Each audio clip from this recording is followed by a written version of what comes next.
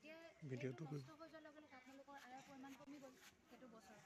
সেইটো কাৰণে আমি তাৰ সেইটো নহ'বলৈ মানে আমি যাতে ডাবল কৰিব পাৰোঁ আমাৰ আয়টো, আৰু যেতিয়া আমাৰ প্ৰাকৃতিক দুৰ্যোগ নহ'লে যেতিয়া আমাৰ বতৰ ভালে থাকে তেতিয়া আমি একেখিনি মাটিৰ পৰাই যদি দুটা আয় কৰিব পাৰোঁ, ডাবল কৰিব পাৰোঁ, তেতিয়াহ'লে সেইটোতো আমাৰ কাৰণে লাভজনক হয়নে নহয়?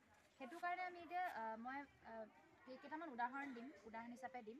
ধৰি লওক ধান আপোনালোকে কৰিছে, আপোনালোকে হয়তো ইয়াত ধান বেছি নকৰে, মই যিমান দেখিছোঁ বেছিকৈ চাহ খেতিয়ে কৰে। চাহ খেতিৰ লগত আপোনালোকে কি কৰিব পাৰে? এতিয়া ধৰি লওক নাৰিকল তামোল গছ কৰিব পাৰে। তামোল গছতে আপোনালোকে হেৰি কৰিব পাৰে, ব্লেক পেপাৰ যোনটো আপোনাৰ জালুকৰ খেতি কৰিব পাৰে, তাৰ পাণো কৰিব পাৰে।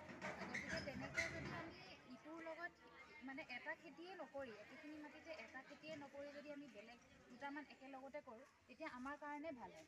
আৰু বস্তুটো কি হয়, কাৰিকৰী তথ্য কিছুমান জানি লৈ যদি কৰা হয় মানে আমি আৰু অধিক আমাৰ মানে লাভদায়ক হ'ব পাৰে। এতিয়া উদাহৰণস্বৰূপে আপোনালোকে মই ইয়াত দেখিছোঁ বহুত জেগাত চাহ গছৰ মানে বেছি গেপ নৰখাকেই আপোনালোকে তামোল গছ ৰুই দিয়ে।